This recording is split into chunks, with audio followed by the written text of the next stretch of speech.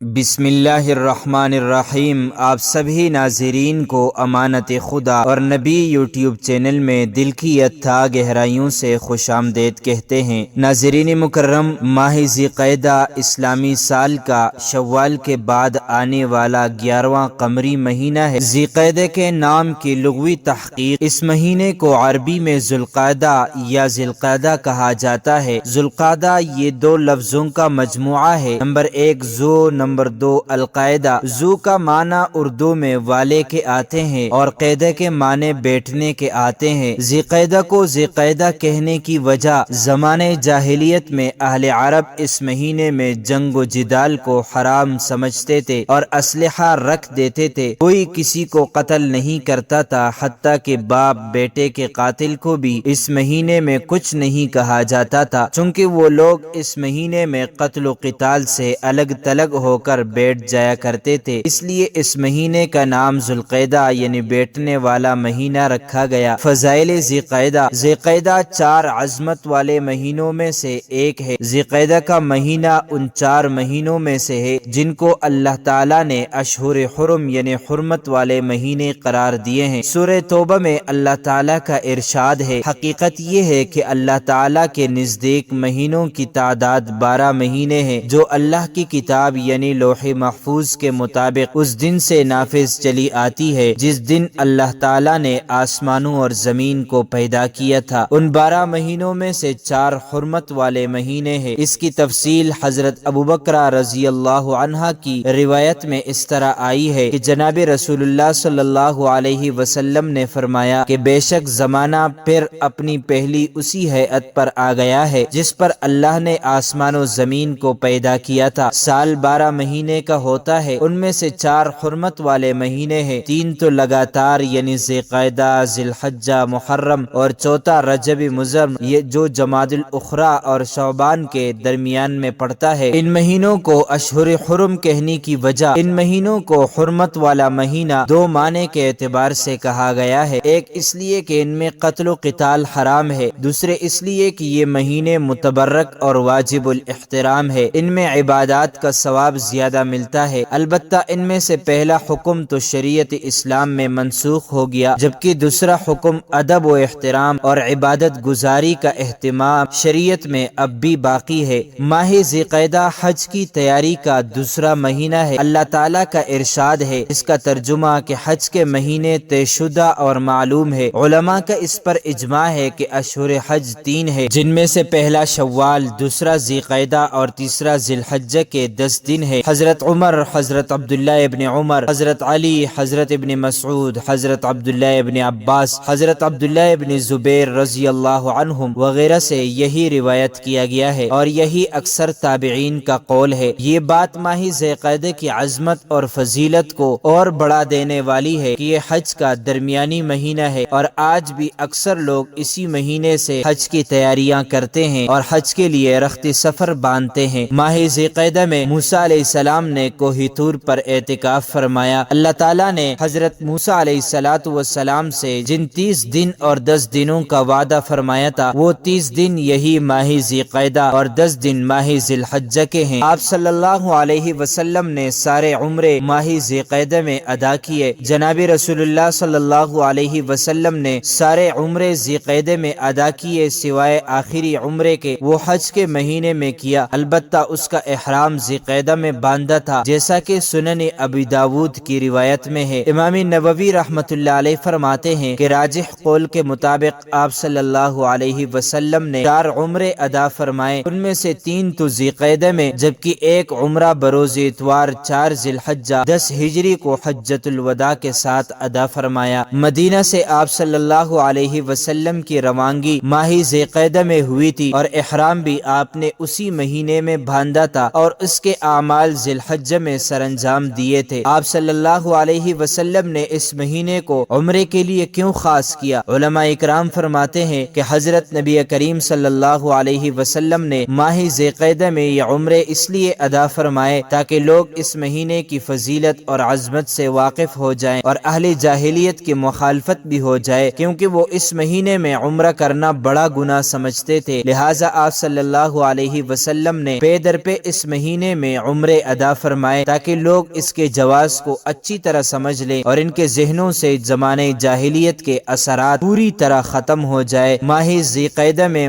روزے رکھنا، ذی قعدہ اور بقیہ اشہر حرم میں نفلی روزے رکھنا باعث فضیلت ہے۔ چنانچہ روایت ہے کہ رسول اللہ صلی اللہ علیہ وسلم کی خدمت میں ایک شخص حاضر ہوئے، پھر چلے گئے اور 1 سال بعد دوبارہ آئے۔ اس مدت میں ان کی حالت اور ہیئت بدل گئی تھی۔ کہنے لگے، اللہ کے رسول، کیا آپ مجھے پہچانتے نہیں؟ آپ صلی اللہ علیہ وسلم نے پوچھا، کون ہو؟ جواب دیا، میں باہلی ہوں جو کہ پہلے سال بھی حاضر ہوا تھا۔ آپ صلی اللہ علیہ وسلم نے کہا، تمہیں کیا ہو گیا؟ تمہاری تو اچھی خاصی حالت تھی۔ جواب دیا، جب سے آپ کے پاس سے گیا ہوں رات کے علاوہ کھایا ہی نہیں۔ آپ صلی اللہ علیہ وسلم نے فرمایا، اپنے آپ کو تم نے عذاب میں کیوں مبتلا کیا؟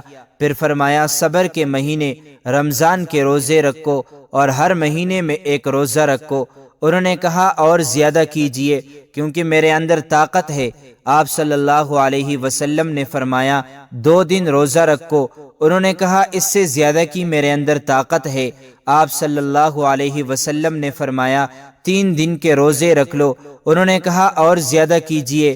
آپ صلی اللہ علیہ وسلم نے فرمایا، حرمت والے مہینے میں روزے رکھو اور باقی چھوڑ دو۔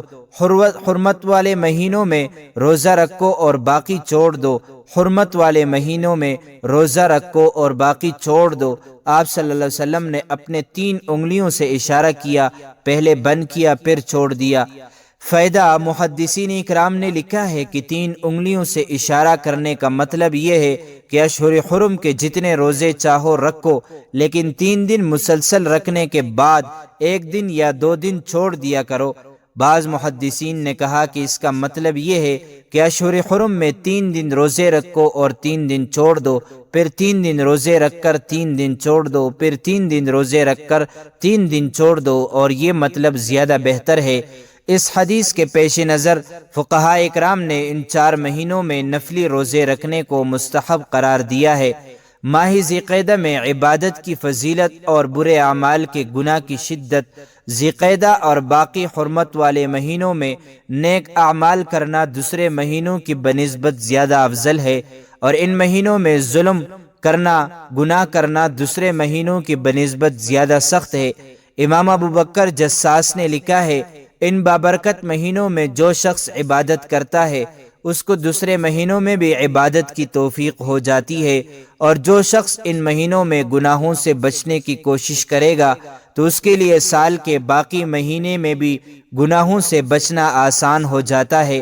علامہ ابو طالب مکی رحمۃ اللہ علیہ فرماتے ہیں، ذی قعدہ کے مہینے کی افضلیت کی ایک وجہ یہ بھی ہے کہ اس میں 2 وصف ایک ساتھ جمع ہیں، اور وہ اشہر حرم میں سے ہونا اور اشہر حج میں سے ہونا۔ اس لیے ان مہینوں میں عبادت کرنے اور گناہوں سے بچنے کے انوار و برکات سے فائدہ اٹھانے کی سعی اور کوشش کرنی چاہیے۔ ماہ ذی قعدہ کی بدعات۔ ماہ ذی قعدہ کو منحوس سمجھنا سخت غلطی ہے۔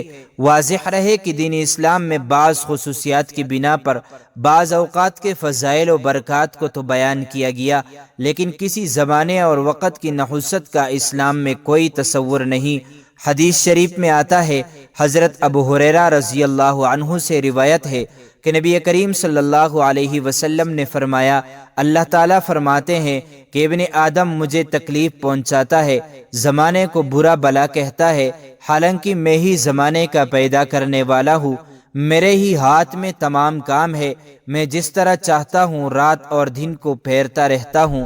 اس سے پتہ چلا کہ نحوست اور سعادت کا سبب زمانہ وغیرہ نہیں، نہ کوئی دن منحوس، نہ کوئی مہینہ، نہ کسی مکان میں نحوست ہے، نہ کسی انسان میں، بلکہ اصل نحوست معصیت اور گناہ کے اعمال میں ہے۔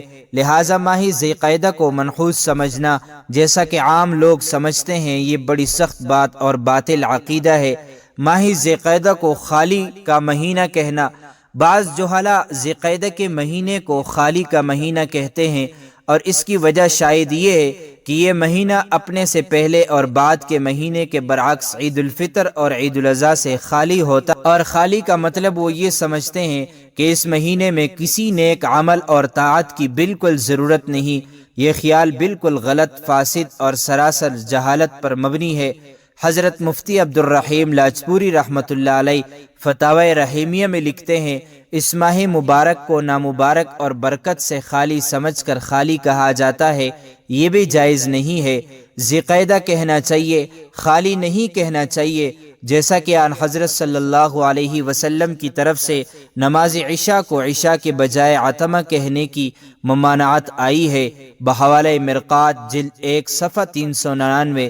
ایسے ہی اس غلط نام کے استعمال کرنے میں بھی احتیاط کرنی چاہیے۔ اللہ رب العزت سے دعا ہے کہ ہمیں اس عظیم الشان مہینے کی برکتوں سے خوب مالا مال فرمائے اور اس ماہ مبارک میں بدعات و خرافات سے بچائے، اور اس حرمت اور عظمت والے مہینے کی قدر کرنے اور اس میں خوب عبادت کرنے کی توفیق عطا فرمائے، آمین۔ معزز ناظرین و سامعین، امید کرتے ہیں آپ کو ہماری ویڈیو اچھی لگی ہوگی۔ اس طرح کی مزید اسلامی معلومات کے لیے امانت خدا اور نبی یوٹیوب چینل کو سبسکرائب کیجیے، کیونکہ اس چینل میں آپ کو اسلامی واقعات، دینی مسائل، سائنسی تحقیقات و وظائف اور بہت کچھ سیکھنے کو ملے گا، لہٰذا اسے ضرور سبسکرائب کیجیے۔ اگر زندگی کے لمحات مزید باقی رہے تو آپ کے لیے ایک اور بہترین ویڈیو بطور تحفہ اللہ تعالیٰ کی رضا کے خاطر پیش کروں گا۔ تب تک کے لیے مجھے دیجیے اجازت۔ اللہ تعالیٰ تمہارا حامی اور ناصر